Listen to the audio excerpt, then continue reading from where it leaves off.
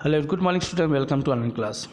बेटे सामाजिक विज्ञान में हिस्ट्री का सेकंड चैप्टर के आंसर क्वेश्चन का पीडीएफ देख रहे हैं। भारत में ईस्ट इंडिया कंपनी की शासन की स्थापना। ठीक है, तो इसमें जो पाठ्य पुस्तक में दी गई प्रश्नोत्तर के अलावा कुछ इंपॉर्टेंट प्रश्न जो दिया गया है उनको हम बाद में देखेंगे। पहले यहाँ पे जो पाठ्य का जो प्रश्नोत्तर है वो अभ्यास से स्टार्ट करते हैं।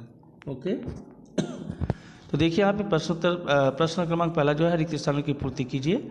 यूरोप से भारत पहुंचने की समुद्री मार्ग की खोज खालिस्तान ने की थी, वास्को डी गामा, है ना। तो मैं आपको पुस्तक पढ़ाते समय, उसका लेक्चर अटेंड करते समय जो मैंने आपको कुछ आंसर क्वेश्चन भी बता दिया था, फिर भी रिपीट कर रहा हूँ। तो यूरोप से भारत पहुंचने की समुद्री मार्ग की खोज वास्को डी गामा ने की थी, वास्को डी गामा। ठीक है, यूरोपीय व्यापार से भारत को खालिस्तान प्राप्त होता था, तो सोना और चांदी। और अंग्रेज़ों ने मद्रास के खालिस्तान किले में अपना कारखाना स्थापित किया था, सेंट पोर्ट जॉर्ज। नंबर 4 है, ब्लैंक ने पौंडीचेरी नगर की स्थापना की। तो कौन है आपका? Martin French Martin. कौन था आपका? फ्रेंच मार्टिन या फ्रांसिस मार्टिन। नंबर 5 है, अंग्रेज़ों के प्रारंभ में खालिस्तान को अपनी राजधानी बनाया, तो वह है आपका मद्रास, चेन्नई। ठीक है,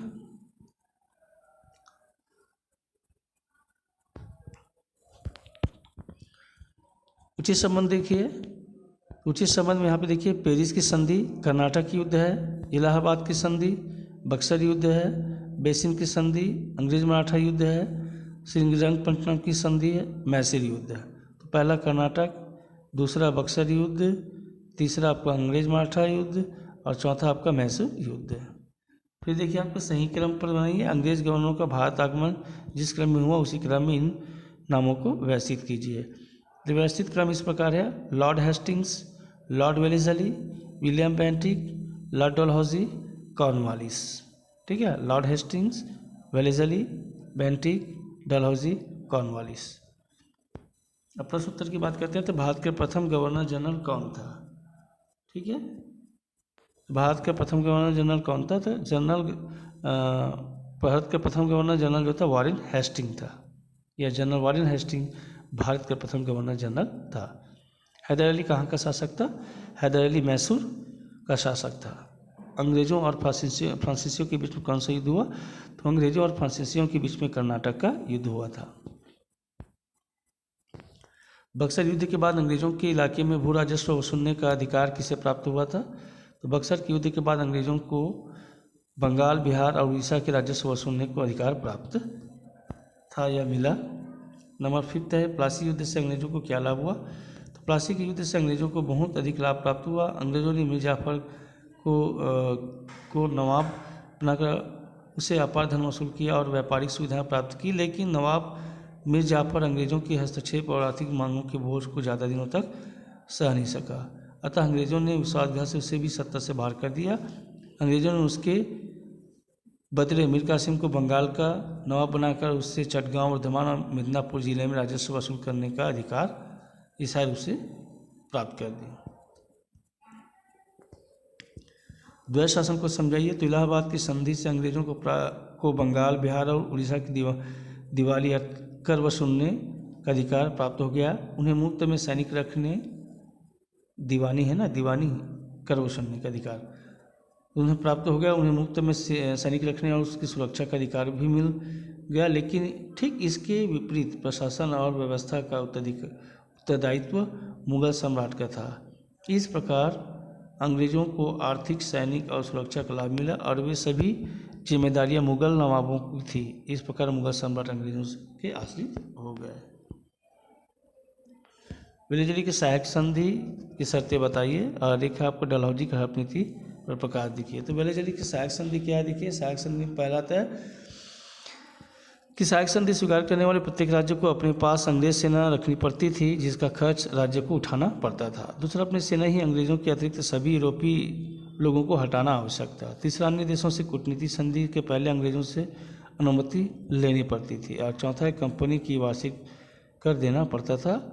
और पांचवा है, एक अंग्रेज रेजिमेंट प्रतिनिधि रखना आवश्यक था, जिसकी सलाह से वे शासन कर सकते थे। ये वेलेस्ली की सहायक संधि की एक शर्तें थी। अब यहाँ पे देखिए डलहौजी की हड़प नीति पर प्रकाश डाली है। तो डलहौजी की हड़प नीति पहला ही था, निसंतान राजाओं के दत्तक पुत्र अर्थात गोल्य पुत्रों के अधिकार को न मानते हुए उनके राज्यों को अंग्रेज राज्य में मिला दिया जाता था। सेकेंड नंबर है कुशासन के आधार पर देसी राजाओं को हटाकर उनके राज्य पर अधिकार कर लेना। और थर्ड नंबर है युद्ध द्वारा देसी राजाओं को अधिकार में करना। बेंटिक के प्रशासनिक सुधारों को लिखिए। तो विलियम बेंटिक युद्ध के बदले शांति का अनुयायी था। निरंतर युद्ध में रहने से कंपनी की आर्थिक स्थिति बिगड़ चुकी थी, जिसे सुधारने में सर्वप्रथम विलियम बेंटिक ने उसे ध्यान दिया। उसने सैनिकों की संख्या एवं प्रशासनिक व्यय में कमी की। उसे उच्च पदों पर भारतीय अधिकारियों की नियुक्ति की। राजस्व वसूली करने के लिए उसने टोडरमल की बंदोबस्त व्यवस्था को अपनाया और 30 वर्षों के लिए लगान निश्चित कर दिया। और नंबर 10 जो है, अगर प्लासी युद्ध में सिराजुद्दौला जीत जाता तो क्या होता। अगर प्लासी युद्ध में सिराजुद्दौला जीत जाता तो अंग्रेज बंगाल व्यापारिक सुविधाएं प्राप्त नहीं कर पाते, जिससे उन्हें किसी प्रकार का आर्थिक लाभ नहीं मिल पाता। आर्थिक स्थिति कमज़ोर होने के कारण उनकी गतिविधियां नहीं बढ़ पाती और भारत में उनके कदम जम नहीं पाते हैं। ठीक है, यह है। और क्वेश्चन नंबर 11 जो है इनको छोड़ देंगे, कट कर देंगे।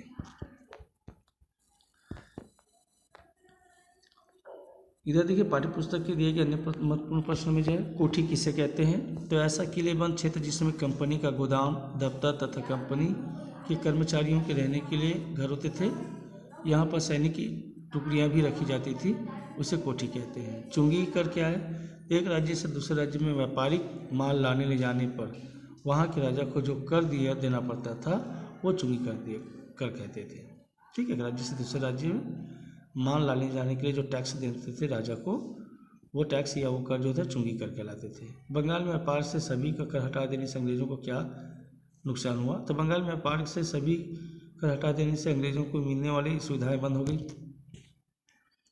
अंग्रेजों को आर्थिक नुकसान हुआ क्योंकि अंग्रेजों ने मीर जाफर को बंगाल का नवाब बनाकर उसे अपार धन वसूली किया और व्यापारिक सुविधा प्राप्त की। अब कर हटा देने से नवाब और अंग्रेजों के बीच तनाव बढ़ गया था।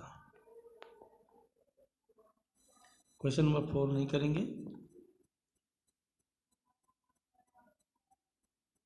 क्वेश्चन नंबर 5 आप कर लेंगे, ठीक है ना। सहायक संधि की नीति लाल जी ने किया था वो।